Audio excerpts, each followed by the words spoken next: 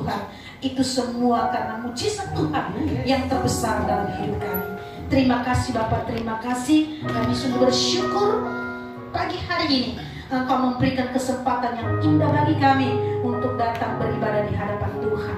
Kami datang dengan penuh pergumulan, kami datang dengan penuh pergumulan di hadapan Tuhan. Namun kami percaya bahwa ketika kami datang menghadap Engkau, ketika kami datang di hadapan Tuhan, Tuhan akan memberikan jalan keluar bagi kami. Terima kasih Bapak, terima kasih. Pada pagi hari ini Tuhan, kami umat-Mu di tempat ini mau mendengarkan kebenaran firman-Mu. Tolong kami, tuntun kami semua sehingga kami fokus, kami boleh duduk tenang ketika kami mendengarkan kebenaran firman-Mu. Segala hal yang ingin mengganggu kami ketika kami mendengarkan kebenaran firman-Mu, kami usir, kami tolak patahkan dalam nama Tuhan Yesus. Kuasa Roh Kudus yang menguasai hidup kami akan ruangan ini. Terima kasih jemaat Tuhan juga yang mengikuti ibadah ini secara online. Biarlah Engkau yang memberkati, Engkau juga memberikan kesungguhan hati di dalam mengikuti ibadah ini dengan sungguh-sungguh. Terima kasih Bapak, terima kasih. Engkau berkati hamba-Mu yang tidak punya pengetahuan apa-apa. Biarlah Engkau perlengkapi dengan hikmat yang daripada Tuhan, sehingga hamba-Mu hanya menyampaikan isi hati Tuhan saja. Terima kasih Bapak. Inilah pemberitaan firman-Mu dari awal hingga akhirnya. Kami serahkan ke dalam tangan pengasihan Tuhan. Dalam nama Tuhan Yesus kami siap mendengarkan kebenaran firman Tuhan. Haleluya. Amin. Jemaat Tuhan, saya persilakan duduk kembali. Shalom. Shalom. Shalom. Shalom. Puji Tuhan, hari ini cerah. Cerah, jadi tidak ada yang mengganggu kita ketika kita mau datang ke rumah Tuhan pada pagi hari ini. Ya, coba kalau hujan rintik-rintik, hujan rintik-rintik pasti ini juga yang datang. Tidak hujan rintik-rintik, tetap juga itu yang datang. Tetapi kita bersyukur di hadapan Tuhan. Segala sesuatu Tuhan buat baik adanya bagi kita. Amin. Tema kita dalam bulan ini adalah tentang kekuatan iman. Bagaimana kita mengandalkan Tuhan dalam hidup kita. Minggu yang lalu kita sudah belajar kekuatan iman itu membuat kita fokus kepada Tuhan. Ya, membuat kita fokus kepada Tuhan. Kita tidak boleh mencari pertolongan di luar yang lain kecuali kepada Yesus Kristus. Pada pagi hari ini kita akan belajar ya, bersama-sama bagaimana beberapa orang di Nats yang akan kita baca, mereka menghadapi pergumulan yang cukup berat juga. Ya, kita sama-sama pada pagi hari ini belajar di dalamnya. Kita buka Alkitab kita dulu dari Injil Lukas. Lukas pasal 8. Lukas pasal 8 ayat 40 sampai ayatnya yang ke 56. Kita baca secara silih berganti. Saya akan membacakan terlebih dahulu. Yesus membangkitkan anak Yairus dan menyembuhkan seorang perempuan yang sakit pendarahan. Ketika Yesus kembali, orang banyak menyambut dia sebab mereka semua menanti-nantikan dia. Maka datanglah seorang yang bernama Yairus. Ia adalah kepala rumah ibadat. Sambil tersungkur di depan kaki Yesus, ia memohon kepadanya supaya Yesus datang ke rumahnya. Karena anaknya perempuan yang satu-satunya yang berumur kira-kira 12 tahun hampir mati. Dalam perjalanan ke situ, Yesus didesak-desak orang banyak. Adalah seorang perempuan yang sudah 12 tahun menderita pendarahan dan yang tidak berhasil disembuhkan oleh siapapun. Ia maju mendekati Yesus dari belakang dan menjamah jubahnya, dan seketika itu juga berhentilah pendarahannya. Lalu kata Yesus, siapa yang menjamah aku? Dan karena tidak ada yang mengakuinya, berkatalah Guru, orang banyak mengerumuni dan mendesak engkau. Tetapi Yesus berkata, ada seorang yang menjamah aku, sebab aku merasa ada kuasa keluar dari diriku. Ketika perempuan itu melihat bahwa perbuatannya itu diketahui, ia datang dengan gemetar, tersungkur di depannya, dan menceritakannya kepada orang banyak apa sebabnya ia menjamah dia, dan bahwa ia seketika itu juga menjadi sembuh. Maka katanya kepada perempuan itu, "Hai anakku, imanmu telah menyelamatkan engkau. Pergilah dengan selamat." Ketika Yesus masih berbicara, datanglah seorang dari keluarga kepala rumah ibadat itu dan berkata, "Anakmu sudah mati, jangan lagi engkau menyusah-nyusahkan guru." Tetapi Yesus mendengarnya dan berkata kepada Yairus, "Jangan takut, percaya saja dan anakmu akan selamat." Setibanya di rumah Yairus, Yesus tidak memperbolehkan seorang pun ikut masuk dengan dia, kecuali Petrus, Yohanes, dan Yakobus, dan ayah anak itu serta ibunya. Semua orang menangis dan meratapi anak itu, akan tetapi Yesus berkata, "Jangan menangis, ia tidak mati tetapi tidur." Mereka menertawakan dia karena mereka tahu bahwa anak itu telah mati. Lalu Yesus memegang tangan anak itu dan berseru katanya, "Hai anak, bangunlah." Maka kembalilah roh anak itu, dan seketika itu juga ia bangkit berdiri. Lalu Yesus menyuruh mereka memberi anak itu makan. Dan takjublah orang tua anak itu, tetapi Yesus melarang mereka memberitahukan kepada siapapun juga apa yang terjadi itu. Puji nama Tuhan, kita sudah membacakan firman Tuhan. Kalau bacaan kita pada pagi hari ini adalah renungan pagi yang sudah di-share Pak Gembala antara tanggal 1 Mei atau 2 Mei saat itu di-share, ya.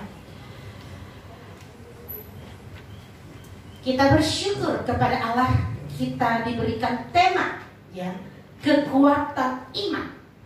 Sudah dibahas Pak Gembala minggu yang lalu, bahkan di renungan kita, bahwa iman adalah bukti dari segala sesuatu. Ya, kalau kita baca di dalam Ibrani, di nats yang kita baca pada pagi hari ini, Yesus membangkitkan anak Yairus dan menyembuhkan seorang perempuan yang sakit pendarahan. Kalau di renungan yang sudah dibahas Pak Gembala, bahwa ada 2 poin, ya. Orang yang sakit pendarahan sembuh, dan kebangkitan orang mati. Itu poin-poinnya kalau belum dihapus di chat, ya. Tapi kalau sudah dihapus, berarti lihat saja di renungan kabar baik di Facebook, ya. Jadi ada. Biasanya kalau di WA cepat dihapus, kalau di Facebook lama hapusnya, nggak bisa dihapus. Kecuali orang yang mengirim, ya, hanya itu yang boleh menghapus, ya. Pada pagi hari ini, kalau kita baca, ada 2 persoalan, ada 2 peristiwa yang ada di dalam nats yang kita baca pada saat ini. Pertama, anak Yairus yang sakit, dia berumur kira-kira 12 tahun. Kedua, seorang perempuan yang sakit pendarahan sudah 12 tahun. Ada 2 persoalan. Kalau kita lihat lagi, siapa saja yang terlibat di dalam ayat ini? Yang terlibat di dalam ayat ini, kalau kita sudah baca, kalau jemaat Tuhan bisa sebutkan, kira-kira siapa saja yang terlibat di dalam nats ini? Ada yang bisa menyebutkan siapakah yang terlibat di dalam nats ini?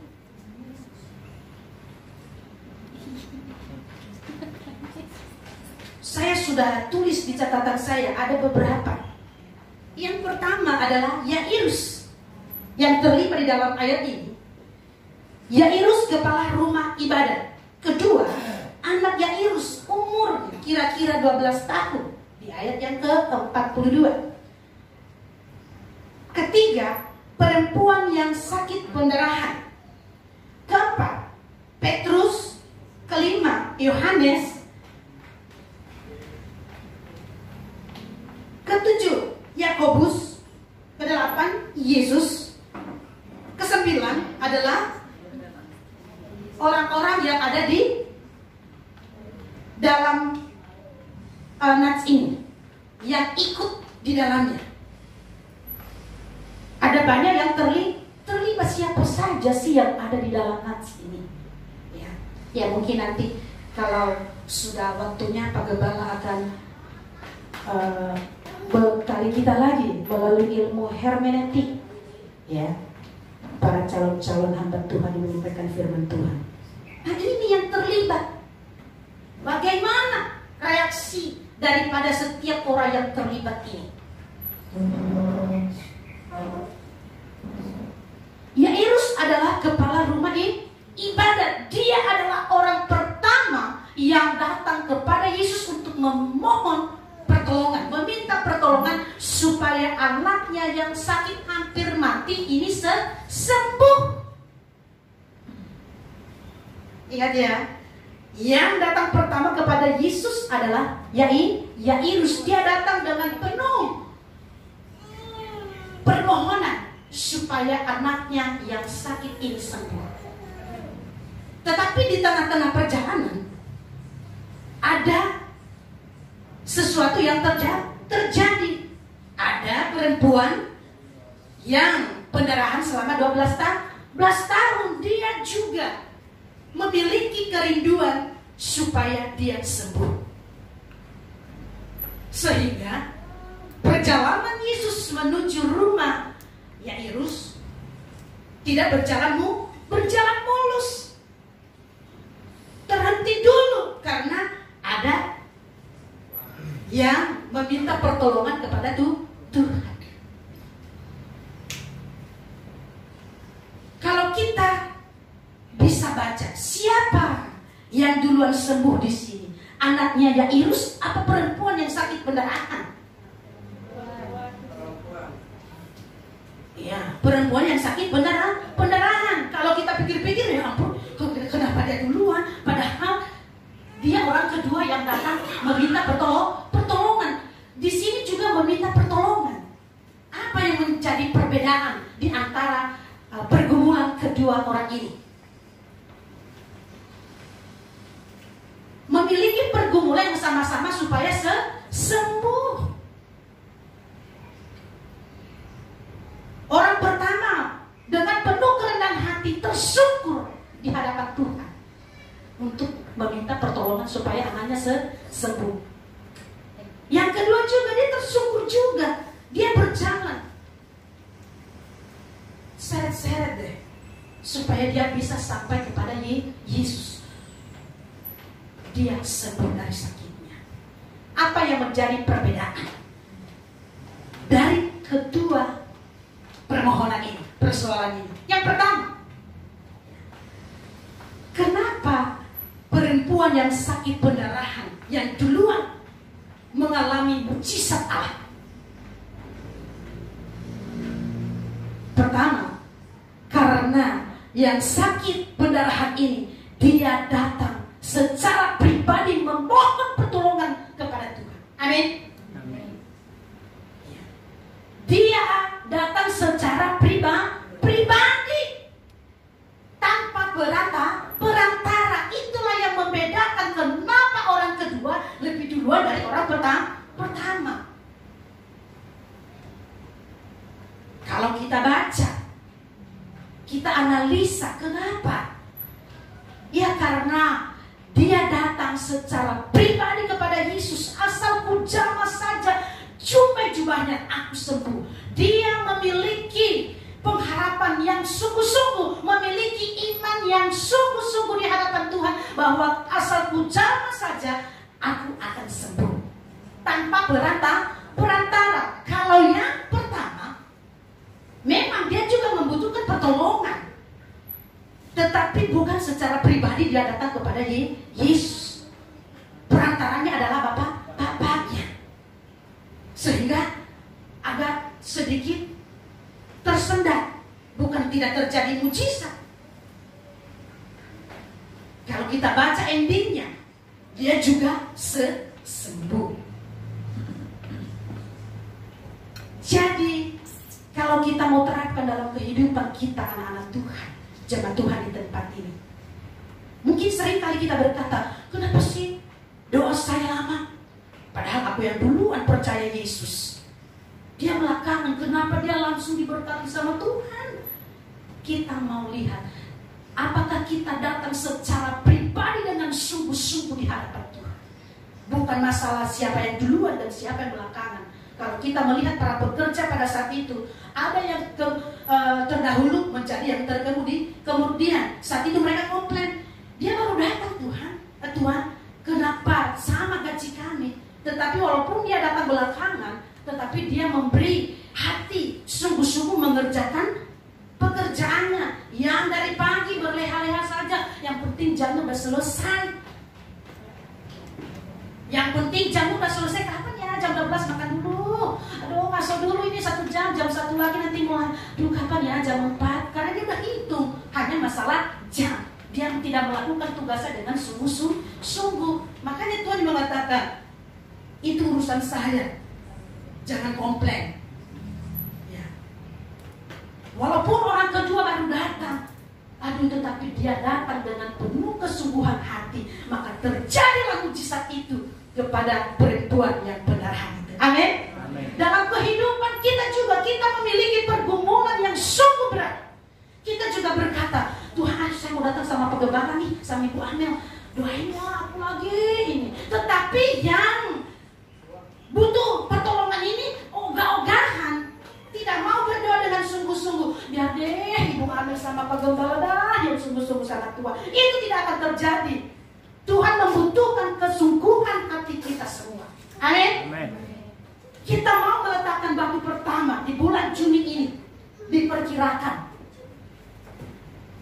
kita juga harus, umat Tuhan di tempat ini harus datang dengan sungguh-sungguh, bersama-sama sungguh-sungguh meminta pertolongan daripada Tuhan supaya itu terwujud. Kita tidak bisa mengatakan, aduh kita titip dah di majelis pusat sama Pak Suryadi, kita titip doanya, Pak doain kami ya, kami mau membangun nih di Bakat 2. Kita titip doanya. Sementara kita yang membutuhkan ruang yang bagus, ruangan ibadah yang bagus, tidak mau sungguh-sungguh, tidak akan terjadi. Mungkin terjadi tetapi lama. Dibutuhkan kesungguhan iman kita khususnya di Bakat 2 ini supaya itu terjadi. Kita pengen nilai yang bagus, kita suruh teman kita yang baca, nanti aku contek ya udah ketahuan sama guru deh kamu nyontek. Akhirnya dia gagal deh ujiannya. Ya, sungguh-sungguh belajar dapat nilai yang bagus. Jadi kita jemaat Tuhan yang terkasih di tempat ini, ya, bukan berarti kita tidak boleh didoakan oleh orang lain sama Pak Nansok. Boleh, tetapi kita sendirilah harus memiliki iman yang sungguh-sungguh supaya hal itu terjadi dalam hidup kita. Amen. Jadi nggak nitip-nitip doa. Nitip ya Pak, doain aku gitu supaya aku semakin cantik. Nitip ya Pak, nitip. Ya ampun. Jadi mulai hari ini, ya, jangan sampai kita nitip-nitip doa, titip doa ya Pak. Iya titip. Kalau titip amplop mah nggak apa-apa, ada isinya. Ini nitip. Ya.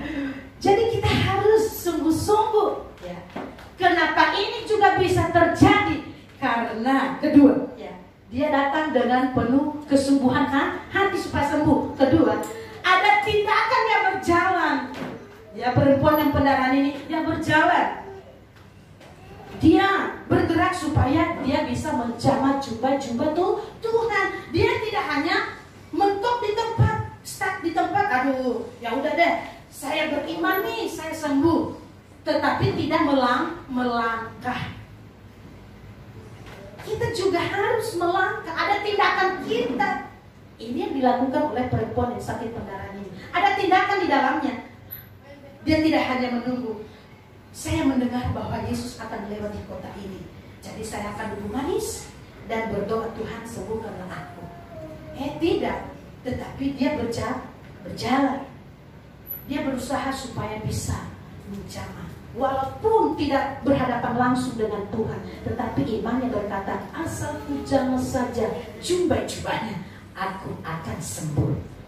Dalam kehidupan kita sebagai anak-anak Tuhan di tempat ini, kalau kita juga punya iman, ada tindakan nyata di dalamnya, Tuhan, kami mau seperti ini. Tuhan akan lakukan mujizatnya dalam hidup kita. Kita pengen kerja nih supaya ada pemasukan, tidak mengharapkan bantuan orang lain terus, tetapi kita duduk manis di rumah. Tuhan, saya pengen kerja, tetapi kalau tidak ada tindakan untuk ngirim lamaran, kita juga harus saling bertanya satu dengan yang lain. Di tempat kamu ada lowongan pekerjaan tidak? Saling tukar pikiran, saling tanya-tanya. Kalau hanya mentok saja, saya mau bekerja, nanti gaji saya 4 juta per bulan, belum lagi bonusnya, belum lagi transportasinya, aduh hitung-hitung 8 juta dah per bulan.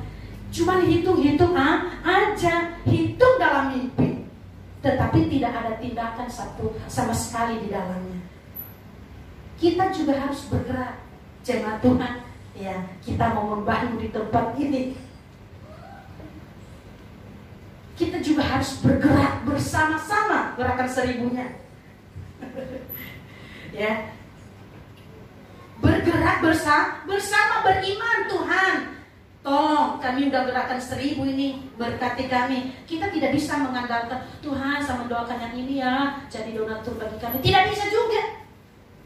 Dari kita dulu, mari kita berjuang untuk mencapai tujuan yang kita tuju. Jangan kita mengandalkan orang lain. Kenapa? Karena memang firman Tuhan di dalam Yeremia mengatakan bahwa terkutuklah yang mengandalkan kekuatan sendiri. Kekuatan kita, di sana nanti banyak, tidak. Tetapi kita sendiri harus berjuang supaya semua terjadi dalam hidup kita. Ini yang sambil pendarahan dulu, ya.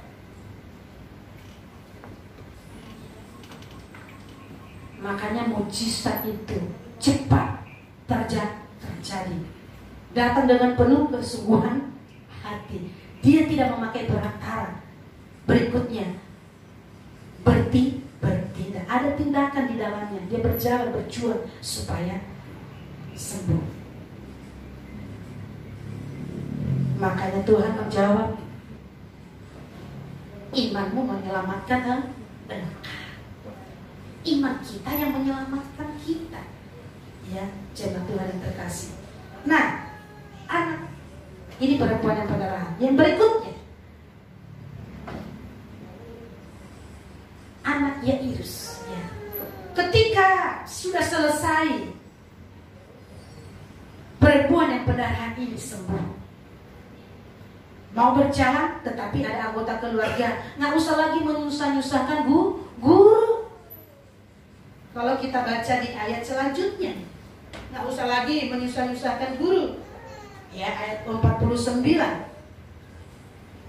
Anakmu sudah mati, jangan lagi engkau menyusah-nyusahkan guru. Tetapi Tuhan berkata, dia tidak mati. Dan yang boleh, ya kan, orang-orang yang ada di sekitar mereka pada saat ini itu menertawakan. Aduh, orang sudah mati katanya tidur. Ya udahlah, kalau sudah mati aja, nggak usah dibilang cuma tidur. Tetapi kuasa Tuhan nyata, ya, mujizat Tuhan nyata. Anak yang sakit ini jadi sembuh, bangkit dari kematiannya. Yesus mendoakan. Yesus berdoa bahwa ini dia tidak mati, tetapi dia hanya tidur. Kuasa Tuhan nyata dalam kehidupan anak ini. Sembuh dari sakit, sehingga orang tuanya jadi takjub, heran dengan apa yang terjadi. Wow, bisa luar biasa terjadi mujizat.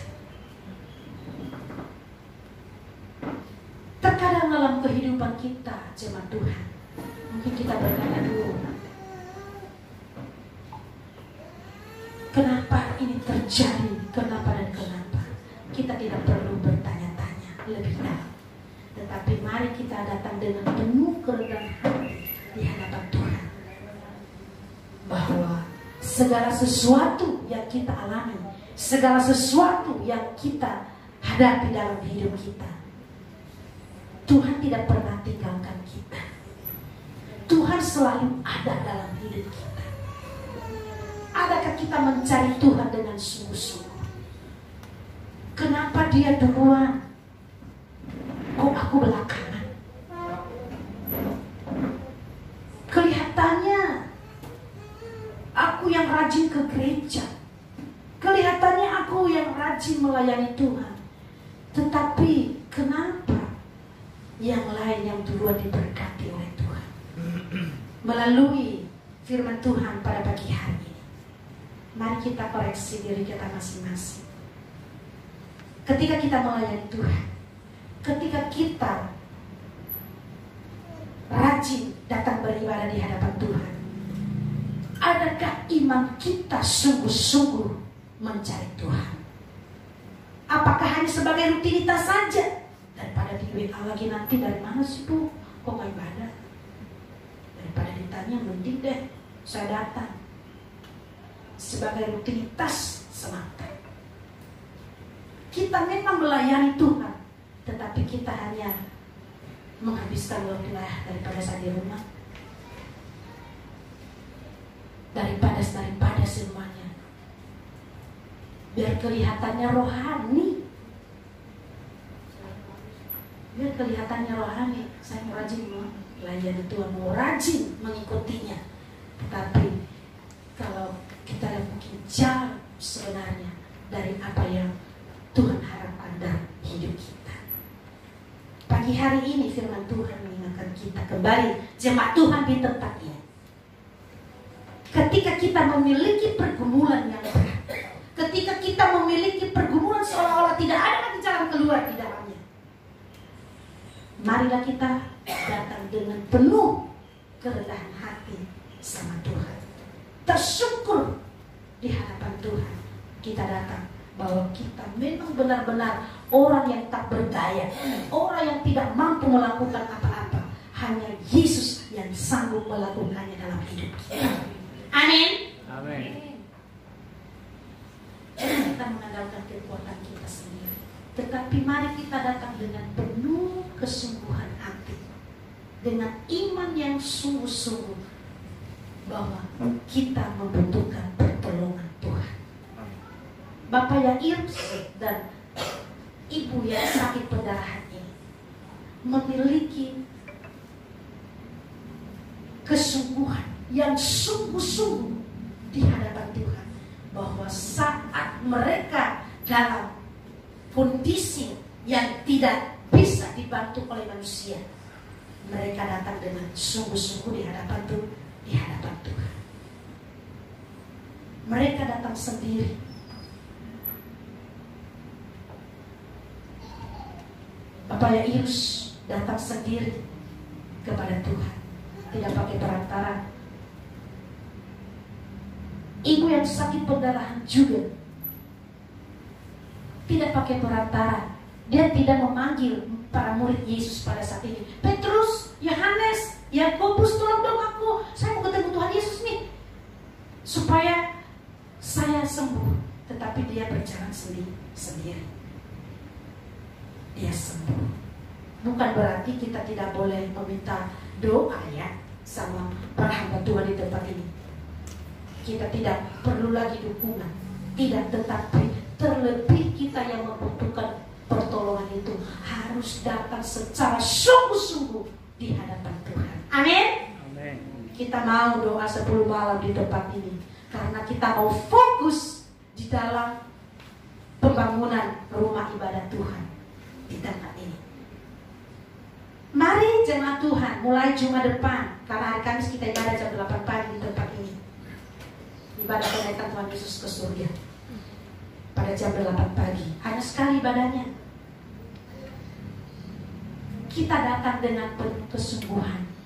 Kalau hanya Pak Gembala, kami para hamba Tuhan di tempat ini yang sungguh-sungguh, Tuhan tolonglah supaya kami tidak bocor-bocor lagi, kasihan kan ruang ibadah kami. Tetapi kalau jemaat Tuhan tidak sehati, ya, tidak sehati di dalam yang lebih di situ Pak Gembala, jungkir balik dah doa di situ. Doanya mah cepat didengar sama Tuhan karena dia gembala. Kalau kita melama, tidak.